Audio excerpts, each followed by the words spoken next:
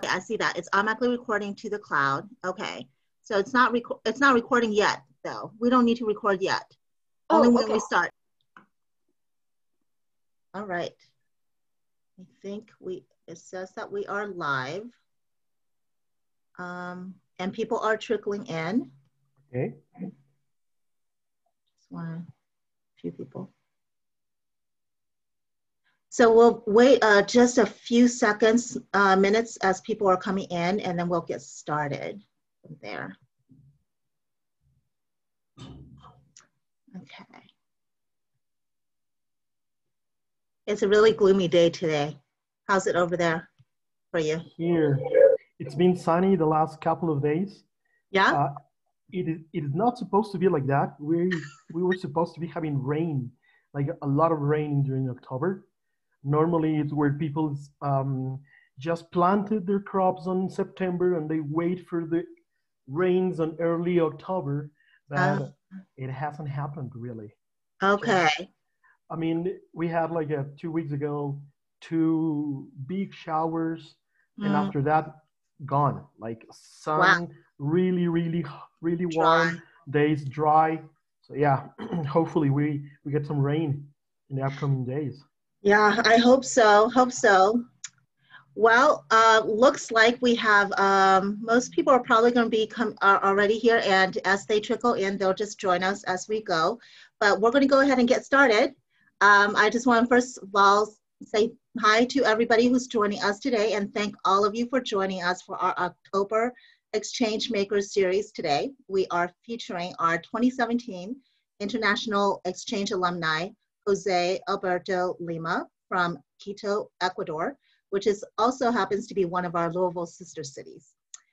My name is Xiaoyan Zhao. I am the Executive Director of the World Affairs Council of Kentucky and Southern Indiana. We are a hub for international exchange, dialogue, and learning, and located in Louisville, Kentucky. As a member of 3 national networks, the Global Ties US, the World Affairs Councils of America, and Sister Cities International, our organization facilitates a variety of international professional and youth exchanges, speaker programs, and educational opportunities for the Kentuckiana region year-round. Now, our organization is a member-supported organization, but we are not member exclusive in our programs, which are all open to the public. Our goal is always to ensure that our community has access to the expert analysis and quality discussions on topics that impact us locally, nationally, and globally, and especially during this pandemic. So this series, just a little bit about the Exchange Maker series, we created it to connect us with the diverse international professionals and leaders that the World Affairs Council hosts each year. Many of these are federally funded exchanges and touch on a wide range of themes that impact us, the well-being of communities both here and abroad. The participants come from all sectors of society and the world and are all established or emerging leaders in their respective fields. So today, we are excited to welcome Jose, who is a 2017 alum of the Young Leaders of the Americas Initiative, YLI, or as we call it, which is funded through the US Department of State. Jose is from Quito, Ecuador. He received his Master's of Science in Agricultural Engineering with a specialization in dairy cattle nutrition, Pastures and Forages from Massey University in New Zealand. Currently, he serves as the entrepreneur and CEO of Andean Sustainable Nutrition, as well as the operations manager and co-founder of HAKU ORIGEN. Both entrepreneurships connect the people behind the products we consume and are linked to the social and economic development of the region. HAKU ORIGEN works along with small and big guinea pig farmers to get quality meat so we can develop good products with the best chefs in Ecuador. One of them comes from the well-known restaurant CHULPI URBANO, who has evolved the cooking techniques for guinea pigs. So we are, again, excited to welcome Jose back and have him share his work and experience with us. And before we begin, I just want to remind everybody that we are recording this webinar and live streaming it on Facebook. Jose will give a short presentation, and then we will have a conversation together. Please feel free to submit your questions and comments at any time during this talk, and we will get to them as we go. So now, without further ado, I'm going to go ahead and turn it over to Jose. Welcome, Jose. Well, thank you very much, Ian, for this wonderful opportunity to share a little bit of my experience with of being an entrepreneur in Ecuador. First of all, I would like to show you, to start with, a video that really shows everything that we have been working during this time that we are involved in the guinea pig business here in Ecuador. As you probably know, it's part of our culture, and it's been with us for over 3,000 years. So to start, I'm gonna start with the video. And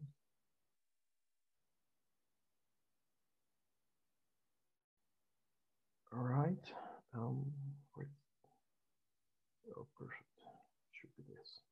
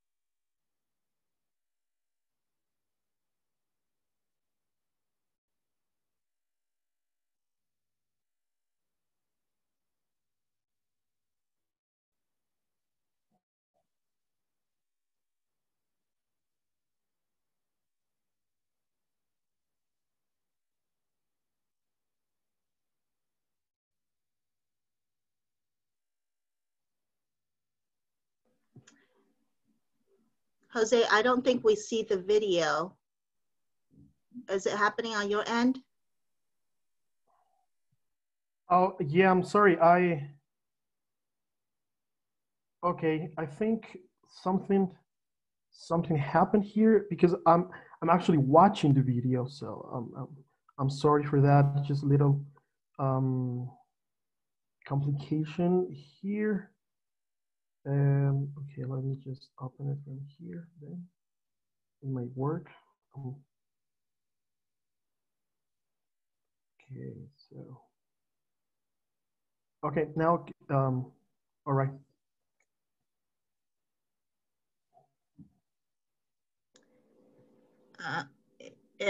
It's still not on.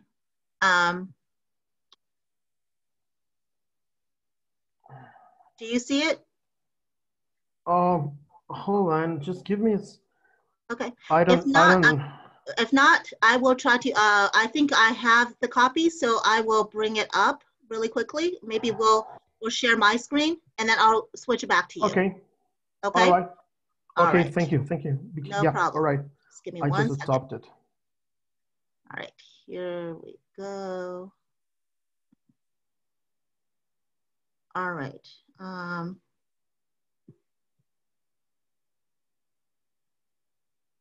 Let's see. Am I able to share video?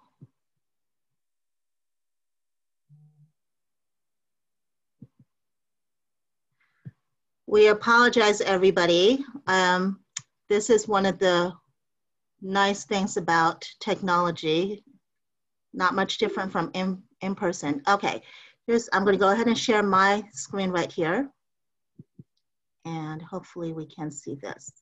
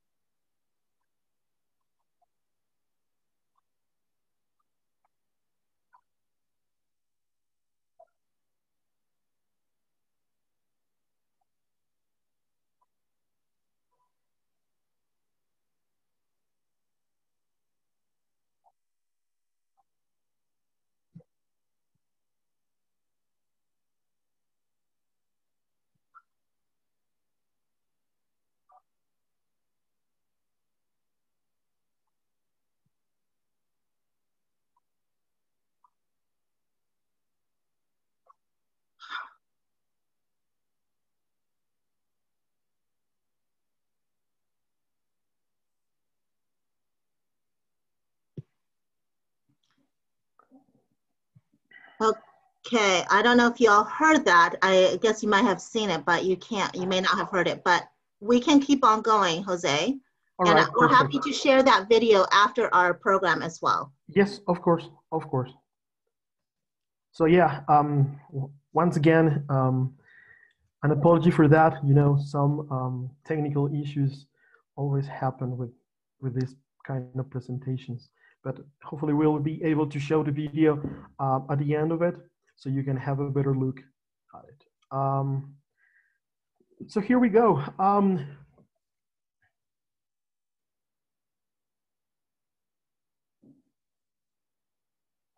Okay.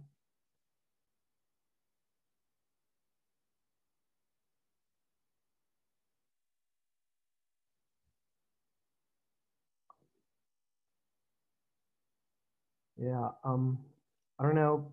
I might be having some difficulties with my internet connection, but all right. So I'm going to talk about Ecuadorian culinary entrepreneurship, a new approach to social gastronomy. This is a new trend that is going on in Ecuador, trying to understand where food comes from and who and what farmers or what role the farmers play in this new trend. So I'm the operations manager of HAKU ORIGEN. We are a company that works with the small and big guinea pig farmers. With the small farmers, they are usually indigenous communities. Most of them are women, which we go and teach them how to farm guinea pigs in a technical and profitable way. And then we buy the product for them, giving them the opportunity to get a better income, a constant weekly income. In this way, they will improve, obviously, their style of living. A recent study shows that indigenous communities live under poverty with less than $5 a week. So we actually took this problem and tried to find a solution with this new approach. Guinea pig, as I said before, has been in our culture for a long time. So for many of you, probably, I know they are pets, but for us, it's another way of nourish ourselves. So So a little bit of information about Ecuador. So Ecuador, as you know, the name comes from the equator because it's located at South America's west coast. Ecuador is a very small country, but we actually have different climates. For example, we have the Galapagos Islands, we have the highlands, and we have the coast, and of course the rainforest. So these diverse environments gives us the opportunity to have different varieties of food, fruits, and animals.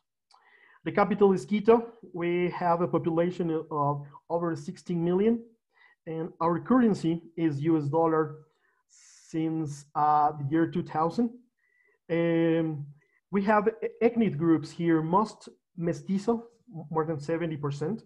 Then we have 7% of Afro-Ecuadorians, 7% of indigenous Amerindian people, white Ecuadorians, and 3% and 0.3% of others. As you can see here in the left, in the right part of the slide, we have the Galapagos Islands, and on the bottom we have Quito, which is the capital. At the end of the picture, at the back of the picture, we have the Cotopaxi volcano, which is one of the highest volcanoes in South America. So where everything started for us in the province of Imbabura, which is located approximately 1.5 hours to 2 hours up north from Quito. And Imbabura was, and this province or this state was named UNESCO Global Geopark. Why? Because it keeps its cultural heritage. And also this heritage could be tracked down back to the prehistoric era. Also, this name, this Global Geopark, helps to conserve or protect the people or indigenous people that live there, and most important, the environment that this ecosystem has. So everything that we do and everything and all the communities that we work with, they are located in this province because we really want to protect traditional ways of farming guinea pigs and also contrast with the modern ways of farming guinea pigs. So from the Inca Empire to modern days, from religious offerings to healing rituals, guinea pig has always been a staple in our culture. Even before the Incas, the guinea pigs were actually domesticated and they were eaten as food because it's a higher protein content and it's low fat content as well. So it makes it one of the healthiest meat you can actually eat. This picture that I have seen of myself in the Cathedral of Quito is actually a representation of the Last Supper with a guinea pig in the middle, some chicha, which is a fermented corn beer, and some maize dumplings known as humitas. It's sort of like a cake, a corn cake. So as you can see, the cuy has always been in our culture, and famous painters from our School of Arts that is well known throughout South America has actually painted these. And you can see a similar painting in Cusco in Peru, so which shows that the guinea pig has been around the Inca Empire, which is from the southern part of Colombia, Ecuador, Peru, and Bolivia. So this shows how important is the guinea pig for us. Another very important aspect that I really wanted to share with you is that Chaskis, who were the emperor's personal messengers, they were like the mail for like the courier for this big empire. They would probably run over 300 kilometers over with relays. So in order for them to keep them going, they used to carry this chuspa, which is the type of bag where they take coca leaves, roasted corn, pitu, which is corn beverages, and dry guinea pig and llama meat due to their high protein content. So we can track back guinea pig to this amazing activity.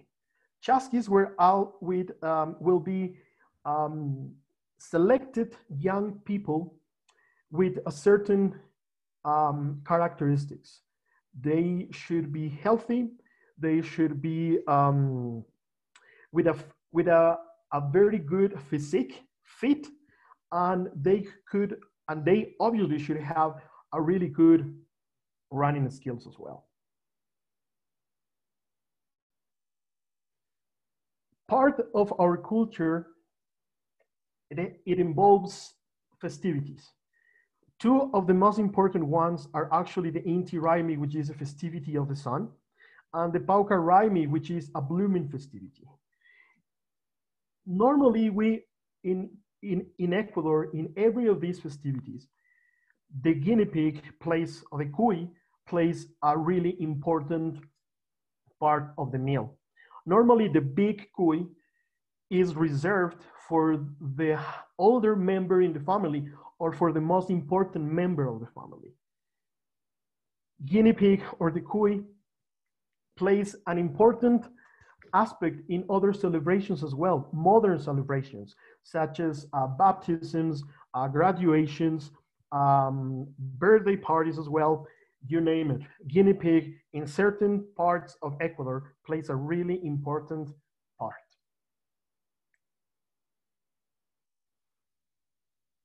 So how can we get the cuy from the producer or from the farming to our table? So we use sustainable farming. In this slide, you can actually see two different ways of farming guinea pigs: the traditional or family farming and the modern farming. Both of them have actually approached sustainable farming. One of the ways they are actually doing this sustainability, for example, once they clean everything out of those small boxes where the guinea pigs live, everything goes to composting. After they compose, they use this natural fertilizer for their crops or for the same forages that they are feeding the guinea pig with. On the other hand, the traditional farming is exactly the same. They clean it, they take all the waste, they compost it, and they use it for the crops. Not only for the forages that the guinea pigs are going to be fed with, but for their crops as well. But sustainability also talks about environmental, economic, and social aspects. So here we are actually taking concern about environmental. The economic aspect of this is that we are actually trying to give them a constant weekly income so they can actually improve. And obviously, we are actually offering jobs for the people who want to join to our company. Also, in the modern farming, they also hire people from around because they know how to farm guinea pigs. They've been doing this for a long time, and their fathers, grandparents, they have been doing the same. So it's a really nice way to share a traditional knowledge with the modern knowledge of farming.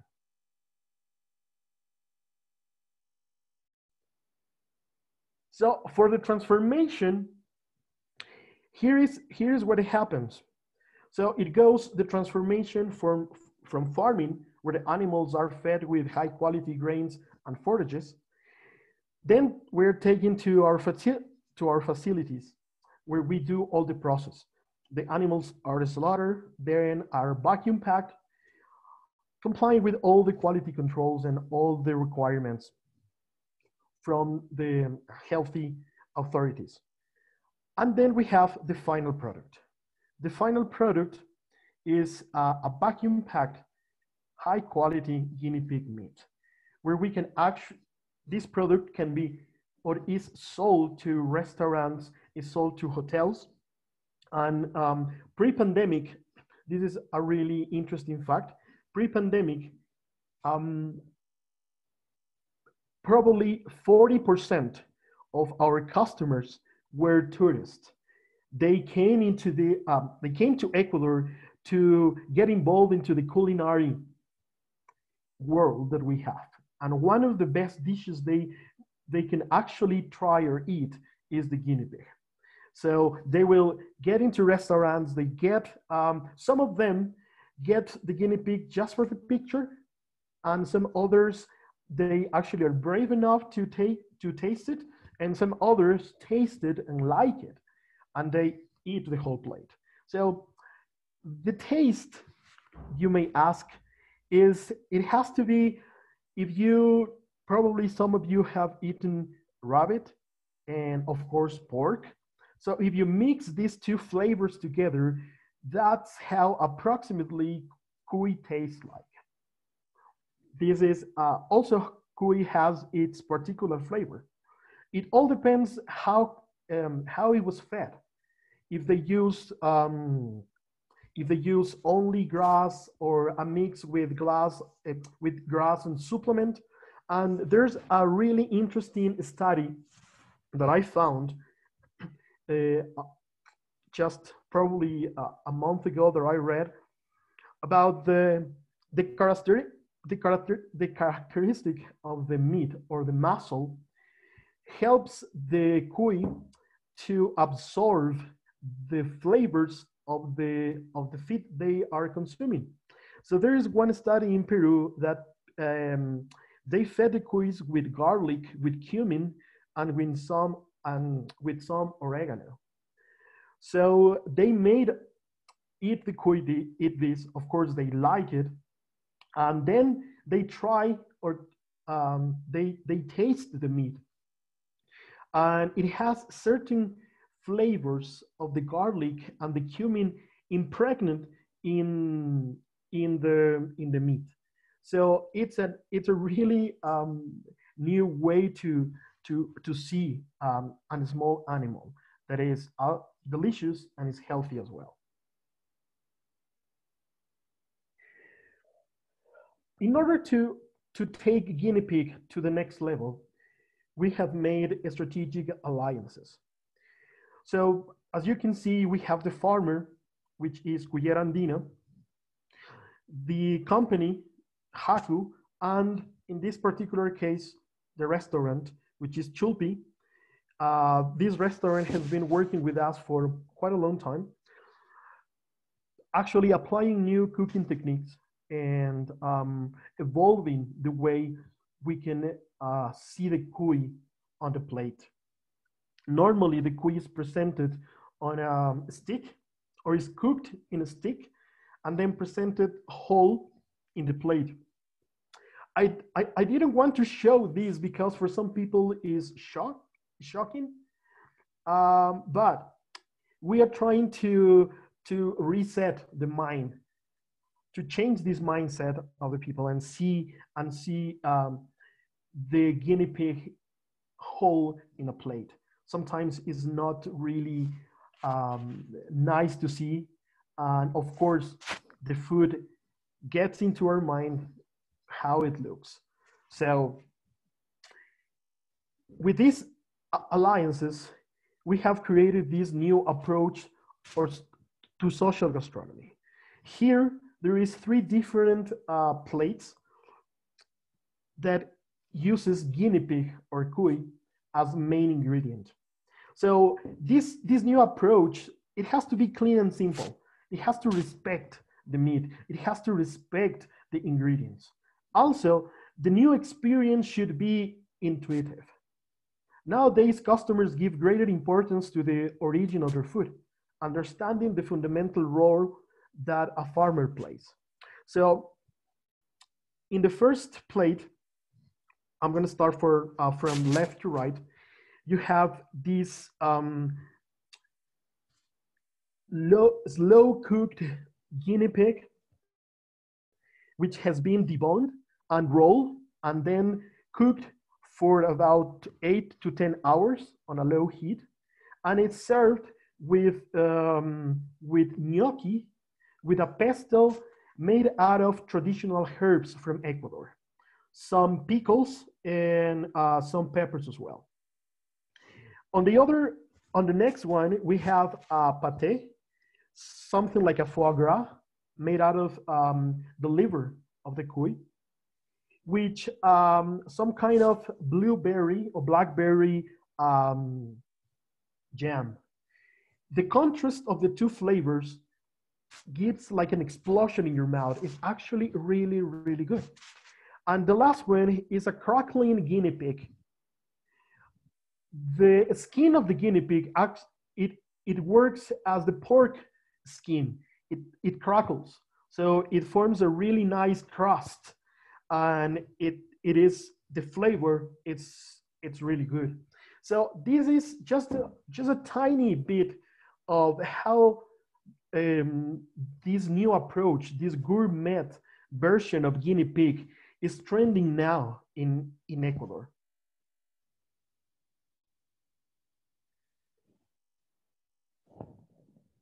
This restaurant, or the chefs that we are working with, they are applying modern cooking techniques. The new food trends have made restaurants apply different cooking techniques for traditional ingredients. That's the case of Guinea Pig and the restaurant CHULPI URBANO. Here we have two modern techniques, which is a sous vide, which is a technique of slow cooking at a low temperature for a long period of time in a vacuum-packed seal. And the other one is a confit, which is a piece of meat cooked in fat. Normally they do it on pork or duck. And so the meat actually absorbs the flavor of this fat. And so the flavor profile is just different. And if you ever get the opportunity to come to Quito and try this, you may not know that is guinea pig. We have made different trials where we go and invite people to eat small pieces of this plate, and we don't tell them that they are going to eat the guinea pig, and they try it and they eat it and they like it, and afterwards we just tell them that they just ate the guinea pig. Some of them are used to, some others not. And they were just over the moon with the flavors because it's a new approach. It's a different way to eat a guinea pig. So that's pretty much what I was hoping to show you, to share my experience with you. If you have any questions, please, we can go for them. And it's been a really, really nice experience to share this experience, this part of my journey being an entrepreneur and working with indigenous people and working with this product with the cuy and organic. So great. Well, thank you, Jose, for that really very informative presentation. It's, you know, I remember when you came to Louisville a couple years ago, and we talked about your business. And of course, many of us think of guinea pigs as pets, and it was very, very difficult to get over that mental picture and connect it to the meat. So it was a really kind of educational experience for us at the time, but certainly this provided us with a lot more information. We have a couple of questions in the chat box and the Q&A, so I'm going to go to those, and then, you know, everybody else, please feel free to ask your questions as we proceed.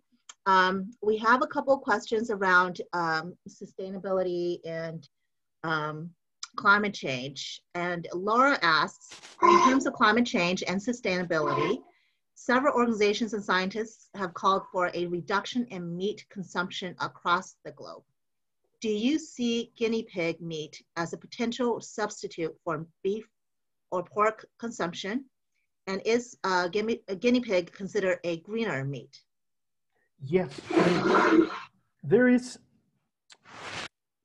I'm going to make one. I'm going to compare two animals. I'm going to compare guinea pig with a cow, okay, or with a beef cattle. You normally with in the area that you can actually raise a cattle, one cattle, you can actually have more than 1,000 guinea pigs. So if we are talking about high protein content, low fat, and even they have an amino acid that helps people to recover after chemotherapy, makes it a superfood. So with this climate change that is going on, of course, guinea pig is a greener and more sustainable option. But here comes something that we have been fighting for, that is trying to change the mindset of the people, but looking at the benefits they can have in this. So normally, if you go to the rural areas of the cities, people we have in their backyards, small farms with raising guinea pigs. And it's for their own consumption, or is to sell to the neighbors or to people that are willing to eat guinea pigs. So yes, it is a more sustainable meat, it's a greener meat, and it's considered a superfood as well. Right. We have a question here, I guess related to the cooking technique. Aaron asks, is there a push to preserve traditional cooking techniques such as pachamanca? Yes, pachamanca is a traditional way to cook different things. So you normally dig a hole in the ground and you put some rocks in this hole, and then you put some charcoal and wood, and then you start this fire. When it gets warm enough, you put some leaves at the bottom, and then you put ingredients such as potatoes, sweet potatoes, beans, and you put the meat as well there. You can put a lamb, you can put guinea pigs, chickens as well, and then cover it and leave it there for several hours. So it actually, everything is just a festivity in your mouth, because everything tastes like everything, and the flavors are really, really, really impressive. There are several communities that they are still doing this. And of course, we are trying to preserve this. Before the pandemic, it was one of our high visited places where people come to the communities and they share, of course, time with our culture. And part of the culture is this pachamanca. They share this meal with everyone. So so people in the communities, they don't normally do that. They just do this because it's a very hard work to get this done. So they do for special people. So if they have like a big festivity, like a baptism or a graduation or a birthday party, they will do it. And you feel, if they do this for you, you have to feel very special. You have to be very special for them. So yeah, we are working on it, but unfortunately, when COVID hit us, it was stopped, and we couldn't have any more visitors, of course, for all the restrictions. But once we are back on track, we're definitely going to be sharing more experiences. This social gastronomy talks about it. So we invite people to get into the communities and share their experience, and of course, eat a healthy, nutritious, and delicious pachamanca as well. Thank you. You know, that kind of segues into that, my question really about obviously the pandemic, how that's affected this whole business. I wonder if, you know, do you see as we get out of this pandemic, well, will things go back to how it was before, or do you think that you might have to change up some of your, you know, whatever your business model, or what kind of changes do you see may come out of this? Because of where we are right now. Yes, when pandemic hit us, we were in a position that the guinea pig was one of our stars products. People were eating a lot of them, and suddenly the pandemic came, and we have to adapt to the new circumstances. So we started to do deliveries at home. Some of them wanted to prepare their own guinea pigs, and some other requested already cooked guinea pigs. So we had to actually change our main goal, our main idea of the business, and try to adapt. Of course, it took us a while to get back on track, because for about 2 months, Quito or Ecuador was shut off. So nobody could leave their places unless you work on a hospital or supermarkets, or being a farmer that wants to, that has to actually keep on producing the land. So looking forward this pandemic, we hopefully want to go back to what we were doing, sharing these experiences with tourists, giving the opportunity to help more indigenous and help more small farmers with our way or with our business model. But right now, to be fair, sales have dropped off quite a bit because of it. Of course, we have used this time to improve, to create more products. As I showed to you, we have been working with the chefs, trying to get more people into this new way or this new trend to eat guinea pig. So we're looking forward to keep on getting these experiences, getting people to try guinea pig, and of course, we are looking forward to export as well. Great.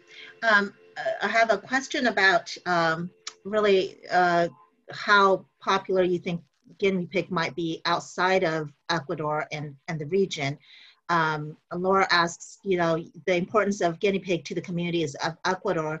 How do you think it might be received outside of Ecuador? And do you see opportunities to export to other cultures and countries?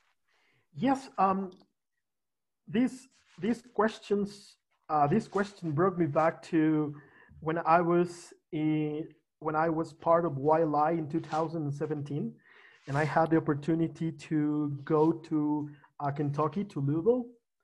And actually the people that I was staying with, I was part of Superior Meats.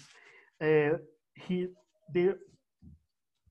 owner took me to several places, restaurants and hotels, to talk with the chefs and try to see what the reaction is like when I presented to them the project of guinea pig. As you know, there are a big Ecuadorian community in the United States. They are obviously located in the parts of New York, New Jersey, Miami. Some of them are in San Francisco, Los Angeles. And we call them the nostalgic market. This nostalgic market is actually helping a lot farmers to send their products, fruits, vegetables to other international markets because the people really miss their food, their flavors. So that is actually a good way to approach this. Talking about nostalgic market, but as well, there's a new trend going worldwide where people are actually eating new things, trying to go a step forward and try new things. Some things that they probably never thought of eating, but they are more adventurous right now. They are getting into these new vibes and trying to get these new flavors in their profile. So I think if we have the right time and the right approach, it could be a really good opportunity, a market opportunity to export to other countries. I know there, when I was there, I talked with several other people which were really into it. They were always asking me, "Hey, Jose, when are you going to be here? When is your product going to be here? Because we really want to taste it." So I think it's, with the right approach, it could be a really good business. And of course, this will help the communities, the small farmers, because they will be providing us as well, the small farmers as well as the big farmers, they will be providing us the raw material in order to export. Great. Well, you know, you've been here to Louisville and you lived here for a month, and you know, we are sister cities. I believe Quito is our second sister city, and we've had a number of exchanges in the past across various cultural sectors. I just want to, you know, learn more, and if you can share a little bit more with our audience, you know, what are some of your favorite or memorable experiences you had when you were here in 2017? And, you know, also if you can talk a little bit more about, you know, any kind of similarities you see between our two cities. One of the things I really found interesting about Louisville and Quito is the new trends of restaurants that you are having, the new way of approaching gastronomy. I remember going to this chef, I just forgot the name of the restaurant, where they serve like wild meat. You can find wild boar, you can find ostrich, you can find another wild meat that you don't normally eat. So that's a good approach, really. That's a good sign that people are interested in this. Here in Quito as well, we have this new trend that are more millennials that are actually into this, getting wild food. They are trying to step forward and eat a little bit more. I also, one of the things that really made me enjoy even more my stay in the city was that back in 2003, I was an exchange student in the States, and my host family at that time was living in Phoenix, in Arizona, in a city, Apache Junction, close to Phoenix. So we kept in touch, and several years after that, they moved to Kentucky, to Elizabethtown. So when I applied to Wildlife, one of the city hubs was actually Louisville, which was really close to Elizabethtown.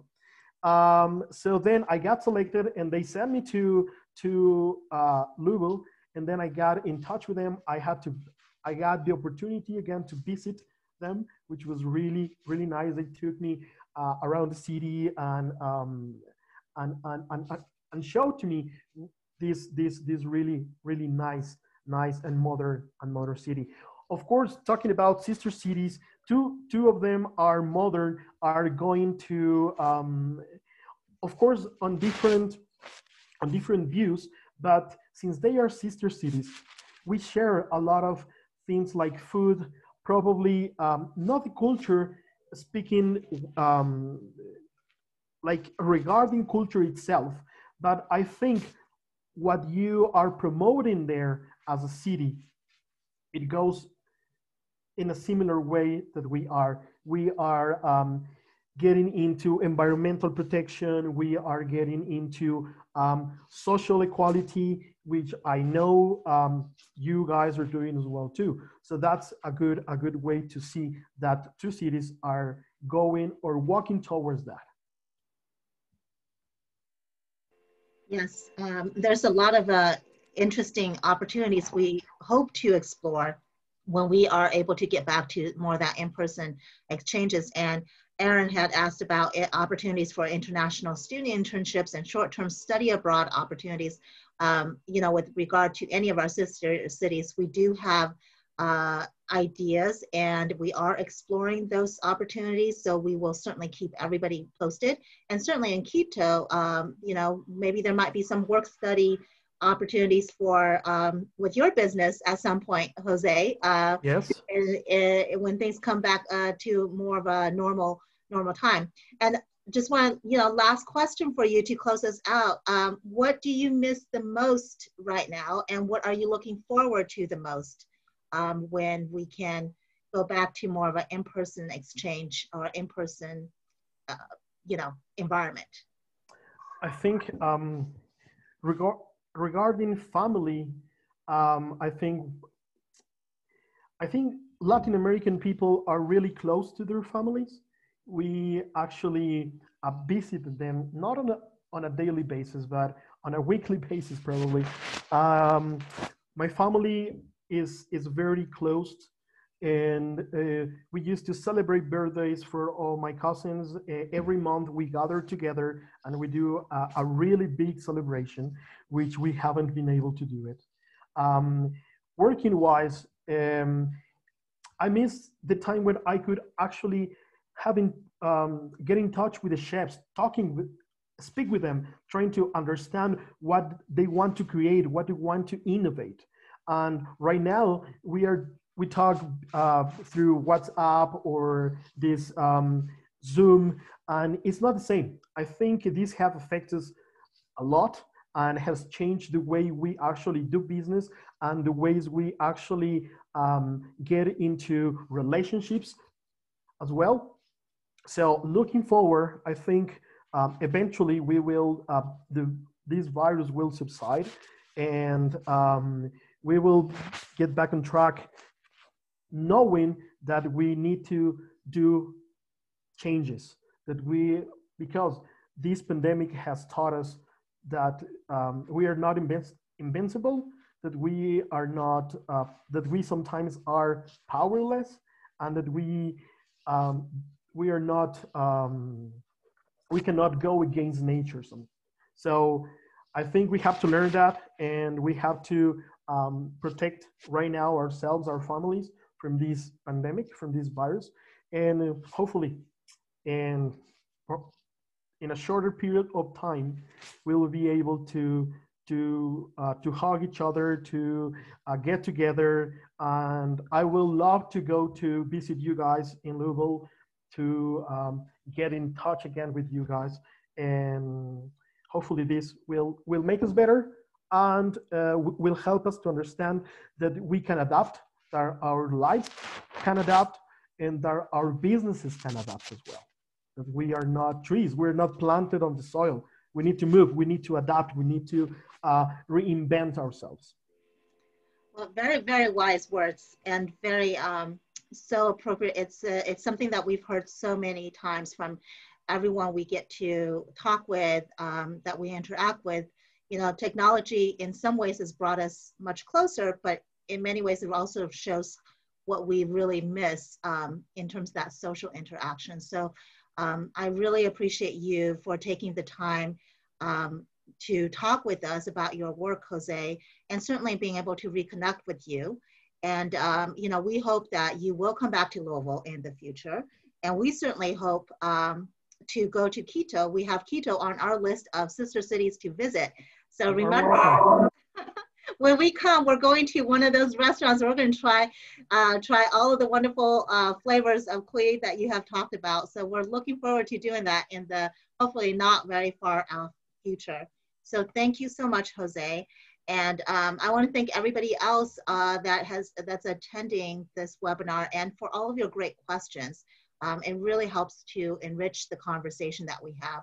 Now, before we go, I do want to remind everybody that we have several virtual programs coming up, and we are regularly updating our schedules. You can find all of those upcoming programs on our website at worldkentucky.org. Our next program is going to be next Thursday. It's a local lunch and learn series with WaterStep, which, as many of us know, is a nonprofit organization that provides clean water solutions to countries around the world and for disaster relief. So that's going to be next Thursday, October 22nd at noon, same time. And I hope you will be able to join us and consider supporting WAC by becoming a member. It's a difficult time for everyone, and we appreciate all of your support. And I just want to thank you all, and please stay safe and healthy, and we shall see you next time. Bye, Jose, and bye, everybody. Thank you. Bye. Thank you very much. Have a wonderful rest of the week. Thank you very much. Bye-bye. Bye.